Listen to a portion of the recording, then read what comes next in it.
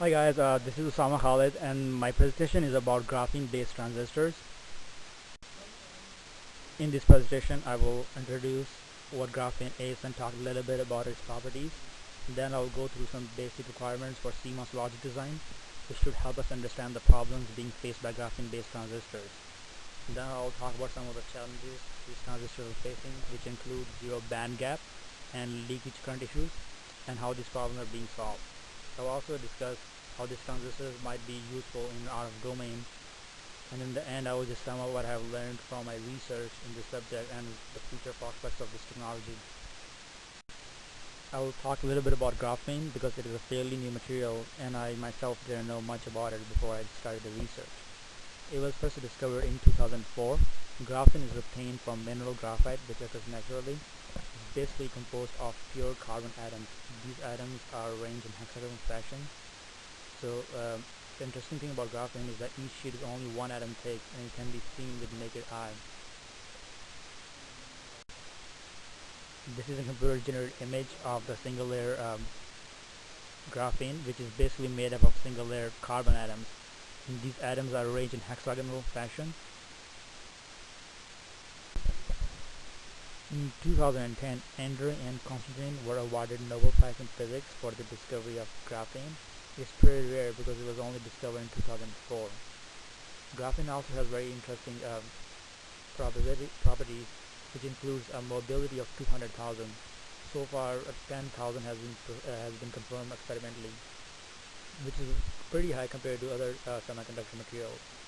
It also has very high conductivity, about 10 times higher than copper. Before I start talking about graphene-based transistors, I want to review some of the basic requirements for CMOS-based logic design. CMOS logic has both N-channel and P-channel transistors.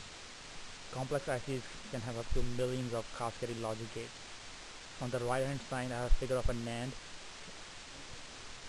which has 4 MOSFETs in it. I don't have time to go through into full detail of the circuit, but basically in this arrangement we have 2 transistors on and 2 transistors off, regardless of the input. So in order for the circuit to perform as desired, we want transistors to conduct a negligible amount of current during their off state. So it is essential that all the MOSFETs conduct very small current in their off state.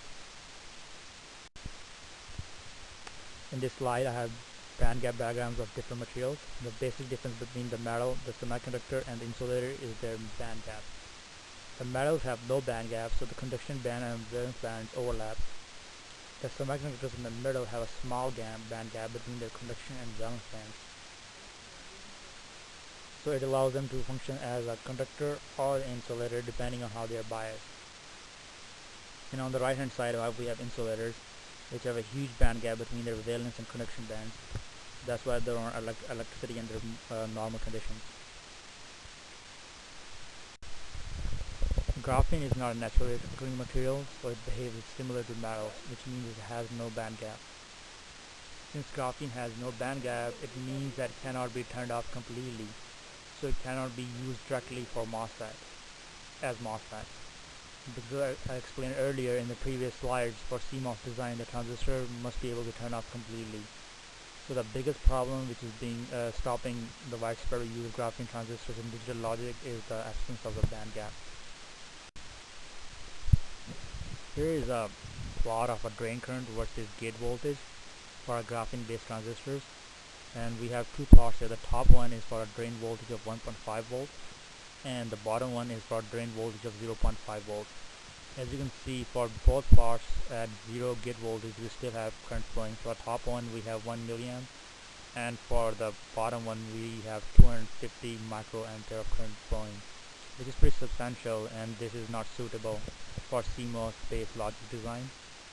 Another interesting thing to note is for positive gate voltages we have electron conduction, which means it is that the transistor behaves as N channel, and for negative voltages we have P channel, which means the transistor is behaving as a P channel MOSFET. The band gap in graphene can be created by using various methods. I have listed 2 most popular methods. The first method is called the graphene nanoribbon. This basically it is created by constraining the growth of graphene in one direction. Here is an animation which shows the formation of graphene nanoribbons. And the graphene nanoribbons are grown by constraining one side of graphene. As you can see in this animation, we are constraining the left side of the graphene and growing it towards the right. And as the size of the graphene ribbon grows, so does the size of energy band on the right hand side. The second method is biasing the bilayer graphene transistor. In this method, two layers of graphene are laid on top of each other. On top, you can see two layers of graphene. In the bottom right hand corner, you can see the basic structure of the device, which is a two-gate device. So two layers of graphene are laid on top of each other right in the middle. The transistor has two gates, the top gate and the bottom gate. So the voltage is applied on both of these gates to control the electric field. The drain is on the right hand side and the source is on the left hand side. And the graphene in the middle, the black layer, is insulated by oxides on both sides. This configuration is very interesting because it allows us to tune the band gap voltage of the graphene from 0 electric volts to 0.25 electron volts by just changing the magnitude of the electric field. And this could have a lot of different applications. The creation of band gap in graphene-based transistors allows us to turn off the transistor, which will make it useful for CMOS logic design, but also comes with disadvantages. One of the biggest disadvantages is that it markedly reduces the mobility of the electrons in the graphene-based transistors. In this plot, the electron mobility is plotted on. So the one thing which is pretty clear from this chart is that high mobility of graphene is not an advantage when it comes to CMOS logic design. The vertical axis, whereas the band gap is plotted on the horizontal axis. In general, we can see that trend as the size of the band gap increases, the mobility is going down for all the materials. The graphene nanoribbons are plotted in aqua color on the left side of the chart. As we can see, the band gap is increasing for GNRs. The mobility is falling pretty rapidly. And in the magenta color on the left side, we have large area graphene, which has no band gap but has super high mobility. But it is of very limited use to us because it has no band gap.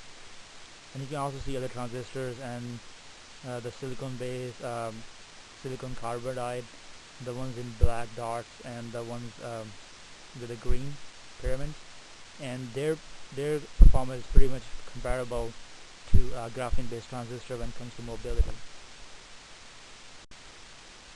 The graphene-based transistors do enjoy some benefits over conventional transistors. The graphene transistors are theorized to have very good short channel performance, such as small threshold voltage roll-off and reduced drain-induced barrier lowering. The graphene MOSFETs might also be scalable beyond conventional MOSFETs because they can have very thin channels, which can be as small as 1 atom thick. So theoretically, graphene transistors could be made much smaller than semiconductor transistors. Even though gapless graphene-based transistors don't completely turn off, but they can be still usable for RF applications, because in RF applications we are mostly concerned with amplification. And graphene-based transistors have shown some promising results in high frequency range. Recently, IBM demonstrated a 100 GHz range transistor of 240 nanometer scale, which is pretty impressive because the first gigahertz range graphene-based transistor was first introduced in 2008, only 2 years ago. So they have made a rapid progress in that field. This plot shows the frequency range versus gate length, and it shows different kind of transistors, including graphene-based transistors, silicon-based MOSFETs, and gallium arsenide-based HEMTs. The graphene-based transistors are shown in the red stars, the ones on the right, and you can see the one with the 100 GHz range and one with the 53 GHz range. This is pretty impressive considering the fact that people only started working on them a few years ago, and they have made rapid progress in that field. So we should be able to see more progress in the coming days. In the end, I would like to emphasize some of the major points I discussed in this presentation. One of the important issues facing the graphene-based transistors is that naturally they have zero band gap, which makes it unsuitable for digital applications unless they can modify to have some kind of band gap. We talked about popular methods of creating band gaps, including graphene nanoribbons and bilayer graphene methods. And we also talked about the negative effects of creating the band gap in the graphene-based transistors because it lowers the mobility of the graphene-based transistors. And we also discussed how the graphene-based transistors are more successful in the RF domain because we don't need the transistor to turn off completely in the RF domain. We only need them mostly for amplification purposes. And they're also theorized to suffer less from short-term effects than semiconductor transistors. And there's another advantage is that they might be scalable beyond semiconductor transistors because they can have very thin channels, all the way up to 1 atom thick. It is not yet clear what will be the next thing to replace semiconductor transistors because there are different competing technologies at this point, and they're all competing for the same spot. The progress is being made on graphene every single day, and only time will tell what technology will upstage the semiconductor transistors. Here is a list of references which were used for this presentation, and thank you for listening.